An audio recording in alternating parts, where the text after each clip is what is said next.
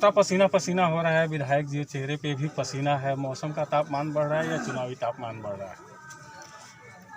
हम तो 5 साल पसीना में रहे, 5 साल कुर्ता मेरा भींगता रहा, जनता के सेवक के रूप में हम काम करते रहे। तो ये तो कोई उनके पसीने छूट रहे हैं जो एसी में रहते थे, और आज के दिन उनको हीरो हीरोइन को लाकर जनता को अपने बीच प्रदर्शित करके वोट लेने की ज़रूरत पड़ रही है। हम तो अकेला घूम रहे हैं। तो 5 साल जो व्यक्ति अपने शरीर का पसीना बहाया इस जनता के सुख दुख में, तो हमारा पसीना तो इस बैकुंठपुर के लिए हरदम बहा है और आजीवन बहते रहेगा। आपसे 35 सालों का हिसाब मांग रहे हैं आपके प्रतिद्वंदी मिथिलेश तिवारी जी। कह रहे हैं 20 साल विधायक रहे बृजकिशोर बाबू, 10 साल आप रहे, 5 साल हार के भी आप सरकार के साथ थे, नीतीश कुमार के चहेते थे, तो 35 सालों का हिसाब किताब मांग रहे हैं। हम तो 35 साल क्या, आप कहिएगा कि 35 पैसा का भी हिसाब दीजिए, वो हम देने के लिए तैयार हैं। और यहाँ पर जनता खड़ी है। हम अगर अपने विकास के कार्यों को अगर गिनाने लगे तो बहुत वक्त लगेगा। आप जिस पंचायत में खड़े हैं, इसी पंचायत में 650 करोड़ की लागत का हमने बंगड़ा घाट पुल का निर्माण कराया। ठीक इसके सटे 3 किलोमीटर पर 450 करोड़ का बंगड़ा घाट का पुल का निर्माण हुआ। हम सब रजिस्ट्री ऑफिस, जो आज तक कोई नहीं करा पाया, हमने सब रजिस्ट्री ऑफिस स्थापित किया। हमने बृजकिशोर नारायण सिंह राजकीय पॉलिटेक्निक कॉलेज स्थापना कराई, ENM कॉलेज का हमने स्थापना कराया। झज्जवा अस्पताल जो सामुदायिक स्वास्थ्य केंद्र 30 बेड में है, जिसका मिथिलेश तिवारी जी ने 2 बार उद्घाटन किया, 2 डॉक्टर भी पदस्थापित 5 वर्षों में वो नहीं करा पाए। हमने बिजली के क्षेत्रों में काम किया। हमने नवसृजित प्राथमिक विद्यालय बनाए हर पंचायतों के अंदर। बहुत सारे ऐसे काम हमने किया है। तो मेरा काम बोल रहा है पूरे इलाके में, और विकास के कामों के बदौलत हम चुना रहे हैं, और इसी बदौलत हमारा जनता का हमको समर्थन भी प्राप्त हो रहा है। आप बंगड़ा घाट पुल, सत्तर घाट पुल की बात कर रहे हैं। आपने एक आरोप लगाया उनके ऊपर कि सलेमपुर घाट पुल का जो उन्होंने कहा था वो नहीं पूरा किया, और इसके बदले में उनका कहना है कि वो केंद्र सरकार से योजना लाए थे, लेकिन आप लोगों ने रुकवा दिया 200 लोगों का सिग्नेचर लेकर के। ऐसा कुछ था क्या? देखिए, अब जिस समय वह 2015 में चुनाव लड़ रहे थे, 2015 में उन्होंने घोषणा किया कि हम सलेमपुर घाट पर गंडक नदी में पुल बनाएंगे और गोविंदगंज के बीच हम जोड़ेंगे, गंडक नदी पर पुल बना के। फिर उन्होंने अखबारों में बयान दिया कि 1266 करोड़ केंद्र सरकार ने धनराशि दे दी। फिर उन्होंने कहा कि बिहार की सरकार NOC नहीं दे रही है, उस समय महागठबंधन की सरकार थी, और नीतीश कुमार के खिलाफ उन्होंने सलेमपुर में धरना दिया।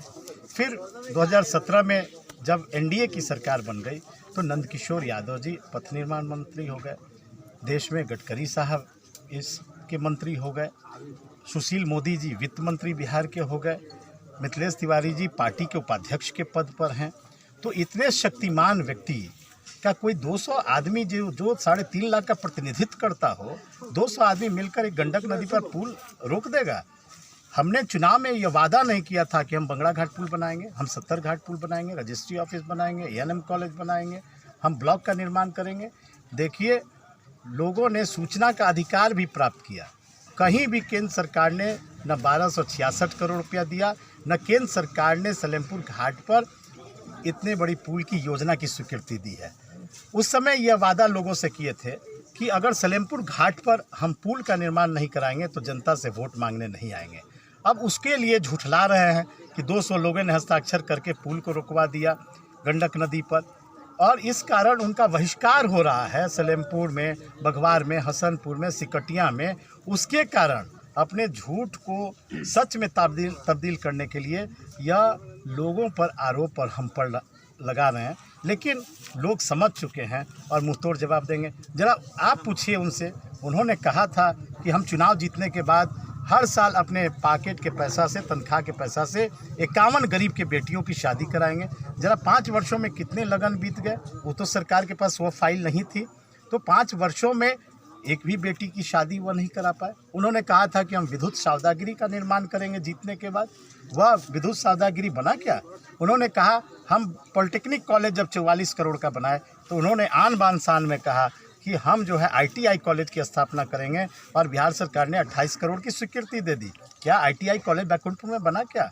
उन्होंने कहा कि हम 3 युवाओं के लिए स्टेडियम की स्वीकृति हमने करा दी है, रेवतीत में करा दिया, टेकनवास में करा दिए, मोहम्मदपुर में करा दिए। इतनी धनराशि राज्य सरकार ने स्वीकृति दे दी, क्या अभी तक बैकुंठपुर में स्टेडियम बना क्या?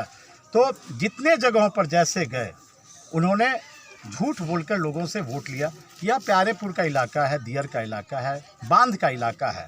उन्होंने वादा किया था यहाँ के लोगों से कि हम सोनपुर से लेकर ये प्यारेपुर होते हुए सलेमपुर घाट तक हम इस बांधों को पिच सड़क में तब्दील कर देंगे, और केंद्र सरकार ने इसकी भी स्वीकृति दे दी। जरा उनसे पूछिए कि अब तक 5 वर्षों में केंद्र सरकार ने जब इस तटबंधों की मजबूती के लिए स्वीकृति दी है, तो आज तक इन बांधों का पिच का काम क्यों नहीं हुआ? किसानों से झूठ बोले कि हम 150 वीओ वैरायटी के गन्ना को हमने सामान्य प्रभेद में कराकर भुगतान शुरू कर दिया। अब तक 150 वैरायटी का गन्ना का भुगतान किसानों को नहीं हो रहा।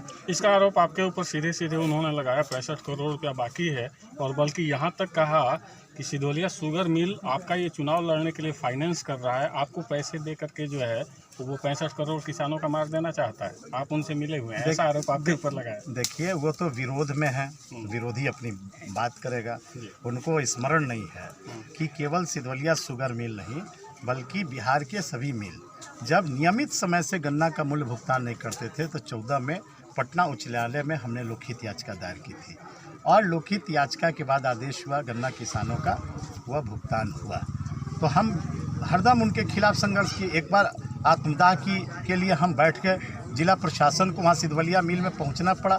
लेकिन विधायक जी से ज़रा पूछिएगा कि एक बार भी क्या मिल के खिलाफ संघर्ष किए? एक बार किसान के पक्ष में क्या उन्होंने 5 वर्षों में कभी संघर्ष किया? केवल अखबारों में वह धमकी देते रहे, अखबारों में धमकी देते रहे कि हम मिल के खिलाफ संघर्ष कर रहे हैं। मिल को धमकी देकर और मिल से साठगांठ करना वो तो उनका काम है। किसानों की बात करने वाले लोग जरा पूछिए, 2017 के बाढ़ में क्या गन्ना किसानों को फसल क्षति की राशि मिली थी क्या? 2020 में किसानों का फसल क्षति हुआ, गन्ना किसानों का फसल क्षति हुआ। आज तक फसल क्षति का आंकलन हुआ, किसानों को क्या मिला क्या? प्रेम कुमार जी उनके ही मंत्री हैं, और जो गन्ना बीज अनुदान की राशि विगत 4 वर्षों में उनके समय किसानों को क्या बीज अनुदान की राशि मिली क्या?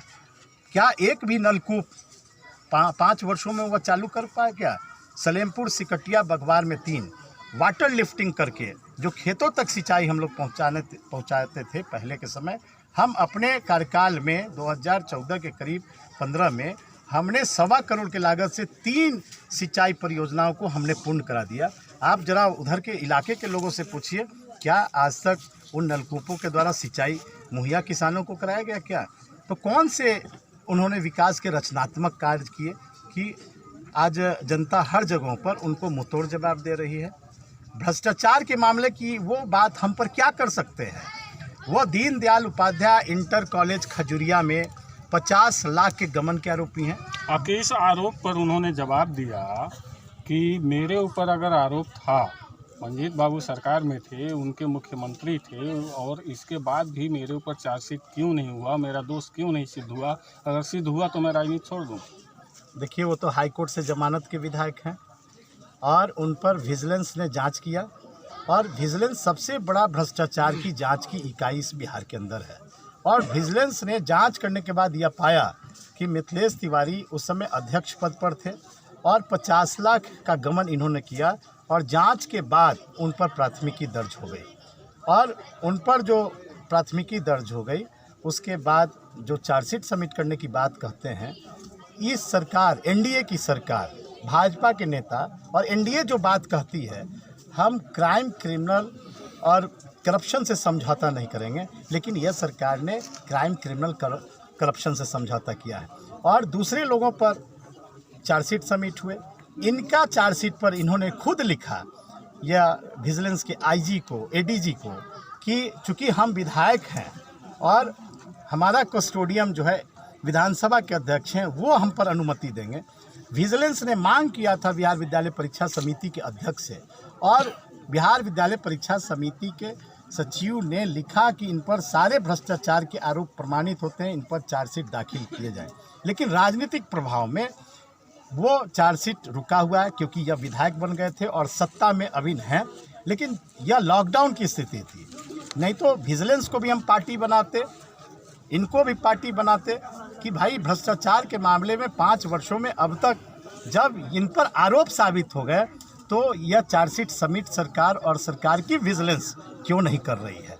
आने वाले दिनों में इनको इस भ्रष्टाचार के आरोप में इनका जेल जाना तय है। सूत्रों की माने तो मिथिलेश तिवारी और मनजीत सिंह की लड़ाई में प्रेमशंकर यादव जो है निर्बाध गति से, आवाज गति से जो तेजी से आगे बढ़ते जा रहे हैं। आप दोनों लोग चुनाव हार रहे हैं, ऐसा कहना है राजद वालों का। राजद तो दिन में सपना देखता है, राजद तो दूर दूर तक नहीं है। और राजद के प्रत्याशी का जरा कुंडली खोल के देख लीजिए कि क्या उनकी स्थिति है। हम किसी प्रतिनिधि का शिकायत नहीं करना चाहते, लेकिन जो हम लोगों ने नामांकन दाखिल किया है आप उसके पन्ने को पलट के देखिए। इन दोनों आदमी के क्रिमिनल हिस्ट्री को आप देखिए। दोनों आदमी पर, एक आदमी पर 420 120 की मुकदमा है, एक आदमी पर उत्पाद अधिनियम यानी शराब में जेल जाने के मामले के वो आरोपी हैं जो पटना में जेल भी गए थे। तो ऐसे ऐसे प्रतिनिधि को राजद ने और एनडीए ने उम्मीदवार बनाया है जो जनता इस बार इन लोगों के जो आपराधिक हिस्ट्री है उसका मुंहतोड़ जवाब देने के लिए तैयार है। आपराधिक हिस्ट्री का जो है शपथ पत्र देना था नॉमिनेशन के समय, और कुछ तथ्यों को छिपाया है प्रेमशंकर यादव ने, ऐसा जो है उनके ऊपर आरोप लगाया गया है। शोकॉज भी हुआ है, सुनने में आ रहा है। इस पर आप कुछ टिप्पणी करेंगे? देखिए, तो चुनाव आयोग का मामला है, इसमें हर चीज़ों की जानकारी जनप्रतिनिधि को देना होता है, चाहे संपत्ति का मामला हो या आपराधिक मामले हो। मेरे भी संज्ञान में बात आई है, वो कागजात हमारे पास भी लोगों ने उपलब्ध कराया है। और कुछ जो यहाँ पर चुनाव लड़ने वाले अभ्यर्थी हैं उन लोगों ने लिखित शिकायत भी किया है।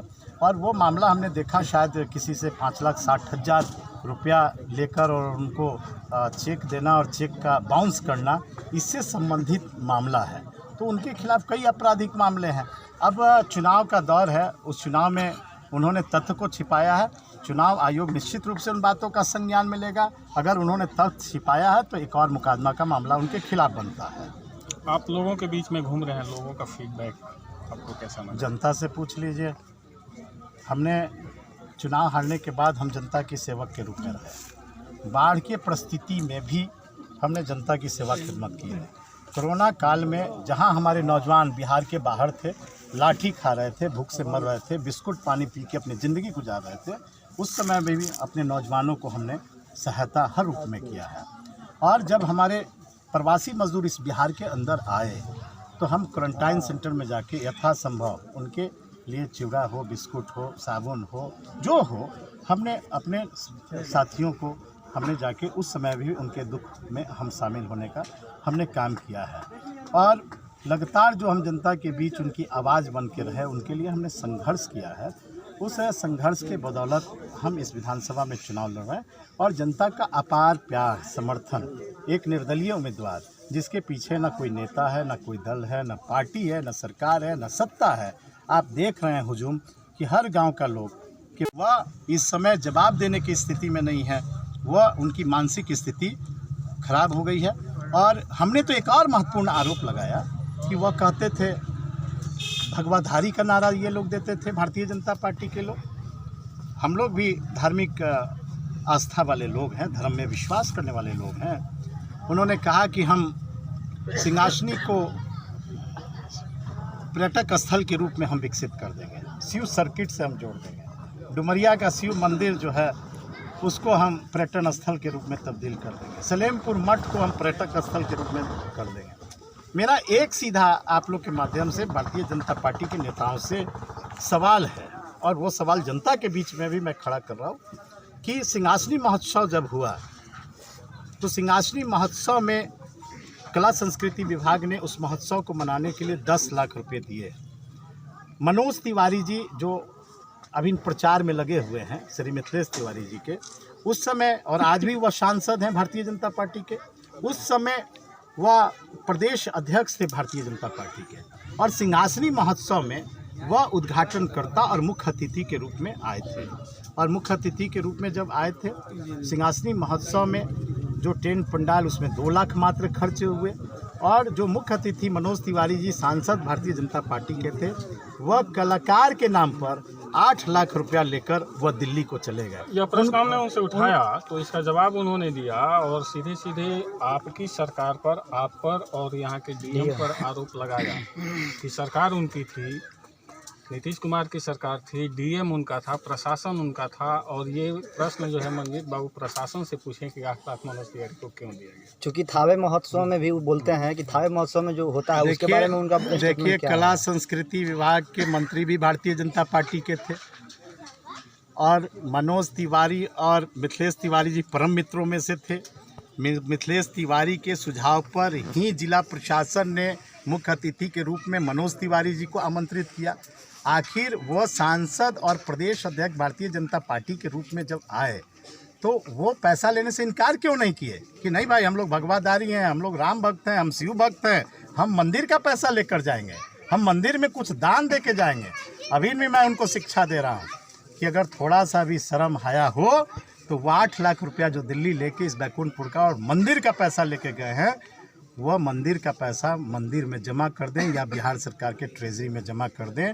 यह कहने से उनका जान बचने वाला नहीं है। चलिए, बहुत बहुत धन्यवाद। एक उनका और आरोप है कि अगर मेरे ऊपर कोर्ट द्वारा आरोप सिद्ध नहीं होता है, फाइनल अगर जिस दिन जजमेंट होता है, तो जिस तरह दिल्ली में अरविंद केजरीवाल को अरुण जेटली ने केस करके उनसे माफ़ीनामा लिखवाया था, उसी तरह आपसे भी माफ़ीनामा लिखवाने का कार्य बोले हैं कि हम लिखवाएंगे उनसे। अरे, हम उनके निर्णय का स्वागत करते हैं और हम चुनौती भी देते हैं।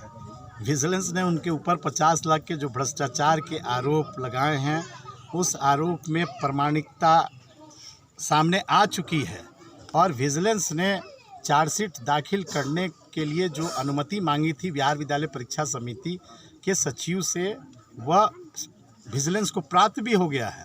केवल सरकार सत्ता के कारण ये बचे हुए हैं। जिस दिन सरकार सत्ता जाएगी उस दिन वह लाल कोठी में जाएंगे ही जाएंगे।